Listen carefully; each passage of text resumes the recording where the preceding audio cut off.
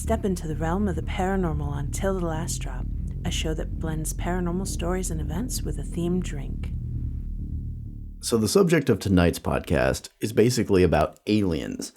Now, little gray men, green men, whatever, lizard people, or some other strange interdimensional being, perhaps, have all been thought of as an idea, a general idea of aliens, and even the concept of UFOs, something flying through the sky that nobody can really identify, and perhaps their first thought is oh, this is an alien craft. Maybe there's an alien in there looking to abduct me or something like that. Obviously, they're not looking to abduct that person. They flew right over them. Probably not. Granted, even the government recently is oh, there's UFO. That we are confirming that there are UFOs. Well, it's not hard to confirm that they can't identify something. Right. I mean, you could throw a piece of meat through the air and that's unidentified to somebody. I mean, you'd strap rockets onto a pig and shoot it off and it's a UFO. Can we do that? I wouldn't recommend it. Oh, I want to make pigs fly. I have no idea where to get a pig. Oh, I know where to get a pig. Oh, okay. Anyway, diving into the different types of aliens, we might as well start off with some of the most common. Let's go with the grays. These small, what are they? Usually about 3 to 4 foot at most. Thin, gray skin, large almond-shaped eyes, completely hairless from giant what we heads. know. Yeah, giant heads. Mostly head. Yeah. So they're kind of like infants in proportion, I would assume. Guess maybe a really thin infant. But these things usually people like to think that they're either an advanced being that is more friendly than anything else, it seems. Aren't they the ones that are supposedly probing everybody, though? Possibly. It seems like the theory can go both ways. It's we're probing them too? I'm sure somebody out there might have tried. But it seems like they're either coming here to give people some sort of enlightenment, either higher technology, perhaps what could have been seen as ancient Sumeria or even... Or the Egyptians. Yeah, or Atlantis or something. They gave this technology and then they were oh, well, good luck with that. And then they leave. And look what happened to those civilizations. Yeah, and maybe they just come back periodically to see the status of humanity to see what they're doing. I would imagine they would stop coming at some point. Humanity is horrible. Yeah, there's also the idea that they're gonna come and probe people and do experiments on them, and basically we're nothing more than their cattle in some sense. Then why are they messing with our cattle? Maybe they want a comparison. It's where did these people or these things come from? Why are they so much different than these other creatures on this planet? I think it's weird, though. From what the theories are, they abduct people and ram things in places. Subdermal implants. I was thinking of other things. Yeah. But yes, that too. They leave little weird foreign pieces of stuff in these people. But then the other thing that they seem to be commonly known for is randomly sucking up cows and then dissecting them. I don't know, mutilating them and then spitting them back out and going away. Yeah, a lot of the reports saying that extremely precise surgical cuts and all this stuff that happened to these cows, tongues being removed, eyes being removed. And there's typically no blood right, either. The carcasses are drained of blood. Yep. There's no blood at the scene. All organs are gone and that kind of thing too, or whatever. Or the weird one is the reproductive organs being gone.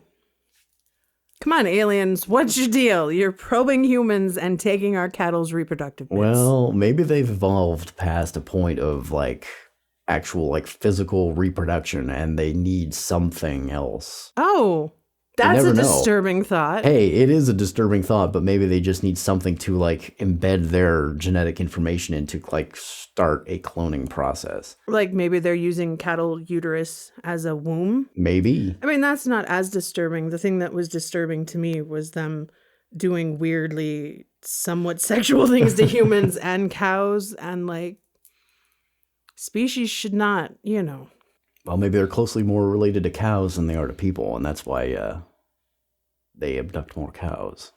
So they're like bovine aliens? Maybe the Greys are actually just cow people. I don't know. There's a theory for you. Huh. That's an interesting theory. Yep. Next up, I mean, let's go over the potentially I don't know, what is this? Subterranean. Yeah. Or are you talking about subspecies? It could be a subspecies subterranean. I mean, like the lizard people. The reptilians. Yes, Get the it right. reptilian lizard people. Now these things, like, obviously there's the huge conspiracy about them. Like, oh, they're in the political government everywhere, and they're trying to take over the world by infiltrating, like, our governmental systems and causing a huge, like, overthrow of humanity because of that. Didn't you know they've already done that? Well, there is video evidence of. Yeah. I can't say it with a straight face. You pause a VHS and you see their eyes flicker. Right, exactly. Yeah. That's what it is, that low, grainy quality, tape. And edited but it's by always edited by Bigfoot. Well, he's got to do something. I imagine he gets bored. Probably. No, they always have those videos that people claim. They're like, if you pause it at this precise moment and you squint and you take your glasses off and you look through 3 layers of fabric, you can see his eyes are kind of not right. Yeah. I like the idea that these lizard people came from, like, they came from outer space and they, like, landed on the planet and they're trying to overthrow our government by, like, interbreeding and all that kind of stuff and taking up these positions of power. And the first thing that comes to me is, like, if they came from outer space, why are they trying to, like, embed themselves into, like, political parties to take over the world? They came from outer space. Right. Their technology is obviously far more advanced than ours. Yeah. They should be able to overthrow us. Yeah. Unless they ran out of gas. Yeah. And they can't get their ships to function. So now they're like marooned here, like a Gilligan's Island kind of thing, where they're stuck. And so they're bored, but they also figure, well, we might as well overthrow this whole planet and just take it as our own. That's one really bad 3-hour tour. You know, it's an idea, though. Yeah. I think it makes more sense that they're just crash landed here. And so they're like, well, we might as well make the best of a really bad situation. Yeah. Then they're like, we're going to come with all of our advanced technology and do this really weirdly convoluted plan to take over your planet. Yeah. Well, they can only do that if they say what their plan is in like a 30-minute spiel before actually doing it, like any supervillain. Right, of course. And we haven't gotten that yet. So obviously we haven't. They're not here because there obviously isn't like any massive plan being all right. I think you need more to drink. Probably. There is another thing that kind of came to mind not too long ago, especially with all of this outbreak that's been going on. The idea that, especially since we're seeing a lot of potential evidence of microbes living on other planets. Bacteria and microbial life? Yeah. There's a good chance that perhaps it's just a shot in the dark there, but maybe a meteor would land on the planet and maybe it could potentially have some sort of extraterrestrial life form on it that is able to adapt to the atmosphere fast enough and able to change itself quickly enough that it could infect people and spread itself that way. You know, it's long been known that bacteria and microbes and single-cell organisms are highly adaptable. Yeah. So I would think that they would have a far greater chance of being able to adapt to another planet's atmosphere and things like that than a full-fledged, multi-cell, like, complex organism would. Yeah. Like, what's the name of that thing? I think it's like the water bear. It's like the tardite, or what is his name? I don't know. I think it's a water bear. It is, yeah. But it has an actual name too. Oh, well, whatever. Anyway, the point is that this thing is able to like essentially put itself in a stasis, and it can survive in like very, very cold temperatures in the vacuum of space and like extreme heats. It can like essentially be solidified in a rock for like hundreds of years, and then a little bit of moisture gets on it, and it's back alive again. That's just a nap, man. 100-year nap. Just snooze. It was like, what was this? Oh, nothing. Oh. Isn't it like a tardigrade? That's gonna bug me. I don't know. It's gonna bog my brain down. Bog it down. That's right. But yeah, they even like. There's concern too about the potential that there's a lot of different bacteria and viruses and stuff that are deep in the ice, in all of the ice caps, that now that they're melting, might be released and still be viable and still be able to harm us, even though they've been frozen for billions, millions, whatever, however long. Yeah. And granted, that's probably not extraterrestrial in origin, but it still validates the point that obviously bacteria and viruses and those kind of organisms are highly adaptable, and they are able to, or extremophiles. Yeah. They can live in the most extreme conditions. So there is evidence of things that are able to live on Earth in conditions that we as humans or complex organisms couldn't. Yeah. This is Till the Last Drop, and you're listening to this next section on our tab. So for our alcohol choice for tonight, we have an outer space vodka. To match the theme perfectly, this comes bottled in an alien-shaped vessel. It's either a chrome, if you go for that style, or a transparent green to accent the alien itself on there. What makes this one a little bit special, I suppose, is that it's filtered about 5 times through meteorites, or so it claims. I think that's a nice novel way of putting extraterrestrials in our drinks, don't you think? Oh, I absolutely agree. A couple other things about it. I mean, they claim that it's a gluten-free French wheat made in Mexico. Those meteorites themselves apparently are dating back to 4 billion years. I don't know exactly That's some old meteorite. Yeah, I don't know. I mean, it's a nice theme. It's a nice concept behind it. All in all, it's an 80 proof, but if you want to drink it straight, go for it. I don't think that Jamie really enjoys it straight very much. Oh, goodness gracious. It smells like isopropyl rubbing alcohol. Yeah, I mean, I work around 99% all the time. I know what it smells like pretty well. When you first gave me a shot glass of this, how long? It took me, a good 10 minutes to even attempt to drink it, because my body was telling my brain the smell was not something that I should consume. Yeah. They do have like an outline of the tasting notes here. I mean, they give it a nose of a minerally taste, a palate of a blend of spicy and zesty tones, and then a finish is crisp, mouth-watering. I can get some of that. I actually picked up a little bit of some sweet undertones when I actually diluted it a little bit.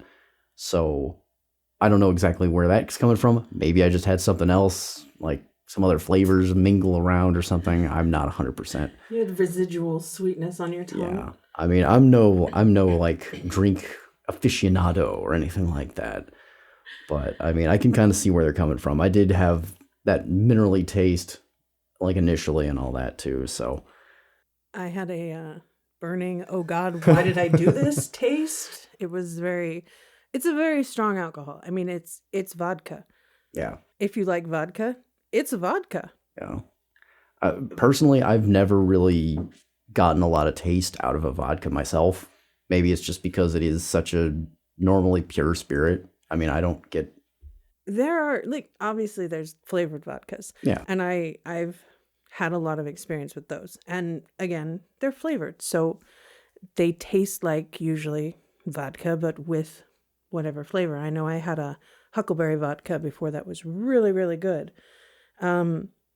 This has no flavoring. Yeah. It is just vodka. And a lot of people like that. And, it's probably good for mixing. Yeah. Which is what I've done for you here. Yeah. This one, we took a little bit of a recipe for an Alien Secretion.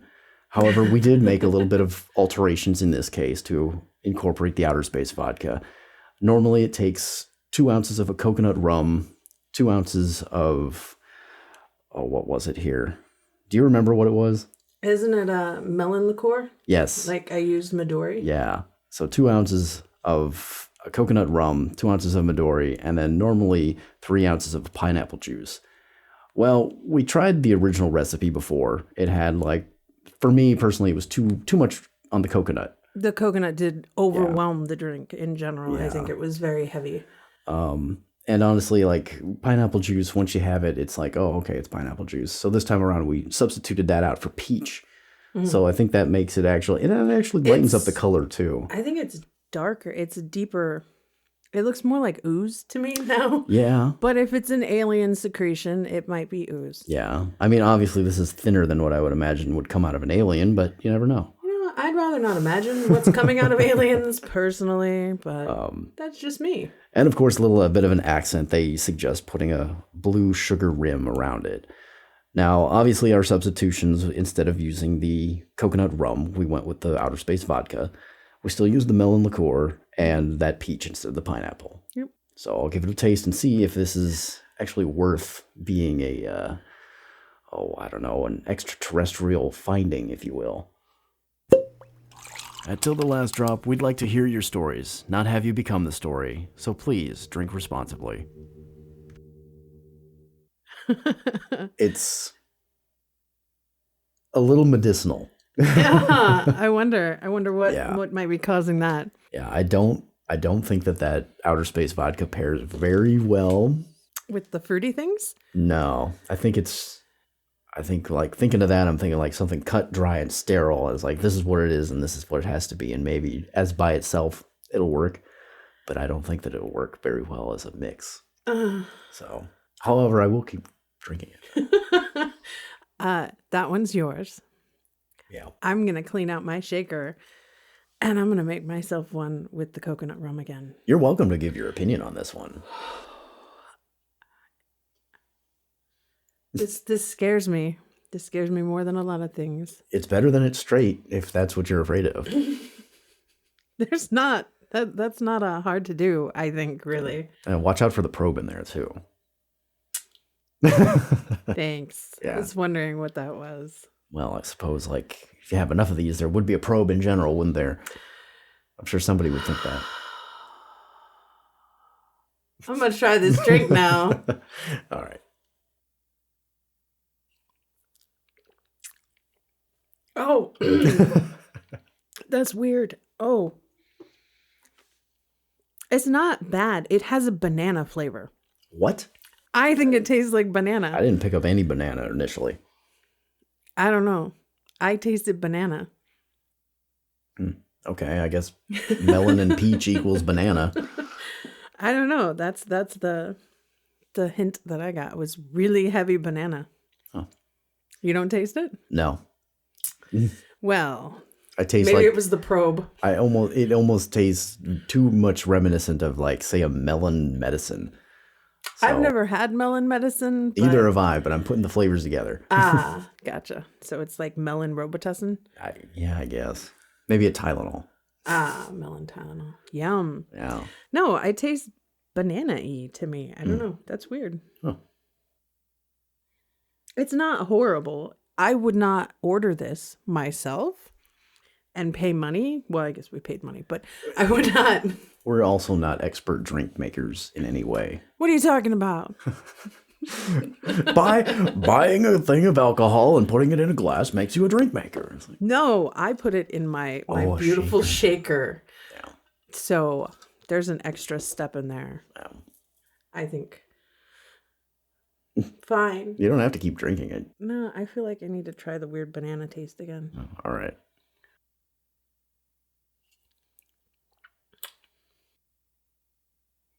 It's like a weird burning banana. Huh. Bananas Foster, maybe? Something. I don't care for that, but I don't hate it. I would drink it like that before I drank it by itself again. Yeah. I mean, it does need a little bit. I mean, I would much rather have the accent of the taste itself combined with something else rather than just straight on. I physically don't think I could force my body to drink it on its own again. Yeah. My body was mad at you for a couple days after having me do that. Yeah. Well, gonna take a little break here while you get your version of the drink set up, and we may come back to include that as well. Just your opinion on the normal recipe.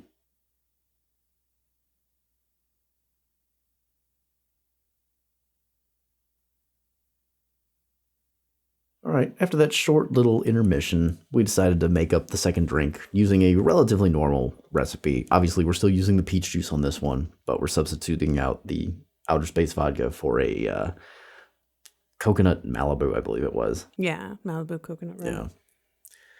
All right, well, let's go ahead and give your opinion on this one, because I'm probably not going to partake of coconut. Oh, why not? Uh, Yeah, it's good. I like it better than the one with the vodka in it. I did put a little bit more of the Midori in it this time, so it's not quite as heavy coconut. Do you want to try it? oh, sure, why not? Give an opinion on both of them here. Yeah, it's a lot more subtle. That's for sure. The first thing you get right off the bat, just bringing it to you, you just smell coconut. Yeah, it definitely has a coconut smell. So, But it is a lot. The coconut taste is a lot more subtle this time than using the pineapple. It seemed when we did it before. right. So it seems like it might be a little bit more balanced. I don't know if it just has to do with maybe the measurements were slightly different this time around. I mean, like you said, you used a little bit more of the melon than before, but Right. Well, and the last time when we first made them, I couldn't taste much of the melon again because I think it was so coconut forward yeah. that you didn't pick up any of the melon, and I kind of really wanted to have that taste too. I know it gives it a really cool green color, but Yeah. And obviously we'll throw up some images of the drinks up on the website. So about alien secretions. yeah, that way a few people can kind of get a look of it. I mean, obviously we didn't use the garnish. There's other people who've gone out there and I believe added a cherry as a garnish or something too. And honestly, I'm not a big fan of too many things floating in my drinks, if that's so. You just like that probe. Yeah, I guess it would be the probe. I mean, nothing like a. But I guess, depending on the type of probe, you could use it to help mix the drink. Sure. Might as well just like serve it with a thermometer mixing stick too, or something like that. Why not? Stir your drink with a thermometer. I do like cherries in my drinks, though. Well, I like to get my fruit. That's what the melon liqueur comes in. that's the fruit for you. Yeah. I guess there's also fruit juice. Yeah, I guess so. But I like to tie the cherry stems in a knot in my mouth. Yeah. Because I'm weird. It's not bad. I like it. All right. Well, let's get back to our normal alien talk here. To the regularly scheduled broadcast. Now don't go getting abducted. The next section has our featured guest. So, do you have any personal alien experiences or, I guess, extraterrestrial encounters? Have you ever been abducted yourself? No, I haven't really been abducted. I mean, it's You haven't really been abducted? No. Just kind of been abducted? Yeah. Anything in regards to like aliens, I have no like personal experience with. I mean, other than like say, the ideas of somebody from a video game or in a book or something like that, but that hardly counts. Yeah, no, I don't think that counts. I don't have any personal experiences with aliens either, and I don't really think I know anybody who has. Do you know anybody who has? Potentially, yes. A friend of mine, Ben Hooper, he says that he saw these lights in the sky when he was doing security a few years back. He was kind of going down a road, patrolling some orchards, and probably about 15, 20 feet up, he saw these three lights across. It would have been about in the middle of like a field area. And he even went back the next day, and there was nothing there. There was nothing that could have been making those lights. No, there wasn't any kind of like fixture. There wasn't any kind of like actually any kind of tracks or anything in the area either. So it didn't seem like it could have been like because you could think like, well, maybe if they're that high, they could have been at the top of the lights of, say, like farming equipment or something. Right, yeah, because there are some pretty heavy-duty lights on top of some of those tractors, and they are kind of high up. Yeah. But I'd also think that you would see the tractor or hear, I mean, tractors aren't quiet. I've been around a lot of tractors growing up, so. Yeah. And even if for some reason somebody left the lights on, like as he says, they just turn off as soon as they were like, I don't know, noticed. I mean, he had enough time to grab a picture of him, but like immediately it turns off. That's weird. Yeah. Huh. So, I mean, that's one thing that I don't think a tractor would just do on its own. No. So. No. Anyway, on one of the occasions I was talking to him, I did get a phone interview from him, and he will recount the story himself, and maybe he'll even get a little bit more insight as to what he thinks he may have seen. Yeah, it was a very strange experience I had. I was driving down Warnerville Road while doing my security job, and I came over a big hill and was struck by a very, very bright light. I thought someone was on the road with me at first with their high beams stopped. So I stopped and went, no, that's about 250 yards out above a field. All I remember is looking side to side in the vehicle and seeing a vineyard on my left, almond orchard on my right. And I could look down the rows, and it was like it was daytime out. It was very strange. It was like it was, midday. There was no shadows. And I looked forward, and it took me about 2 minutes where I sat there and went, what is this? There were 3 distinctive lights, perfectly matched, but the center light was brighter than the rest. So, of course, the first thing I did was I got to take my phone out and take a picture. Mind you, it took me about 2 minutes to think that through because it was so bright and so confusing. I'm like, this is not right. There's something wrong with this picture. This is so bright that I looked at the lights at one point. It was blinding. Pull out my phone, put it in camera mode. I stick it out my driver's side window, so not to take a picture through the windshield, but out so it's clear. I hit the button, the lights turn off. I immediately think I missed it. I set my phone down without looking at what I took. About 2 hours later into my shift, I'm bored, whatever, nothing's going on. I decided to look at my phone to see, hey, let's see what I took a picture of. And sure enough, I look at my phone and there are 3 distinctive lights in the distance with the headlights of my vehicle shining on the road and then off over the field, 3 distinctive lights. That right there kind of made me feel like that was an alien experience. It could have been something else, but where I was and what I was doing made me feel like there was some kind of being or something there.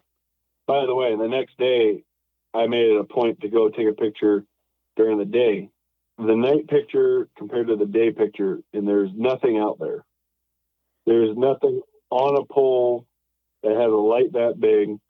And mind you, if you look at the perspective of it, it would have to be a 250, 300 foot tall pole with lights on it. So some pretty interesting stuff. And I've pulled up the pictures here in case you want to take a look at them. Yeah, I'd really like to see that. So that first one should be a before picture, basically that night when he saw those 3 lights in the sky. That's weird. They look like when you see stadium lights in a distance, they look like they're far off stadium lights, but they're really close together. Yeah. Well, there's not enough of them either. No, there aren't. Yeah, you would see more than just 3. Yeah. That's weird.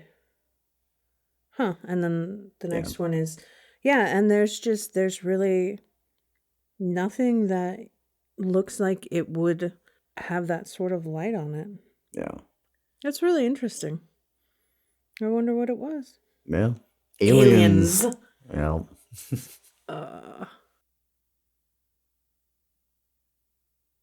All right. It brings us to that time of the last call.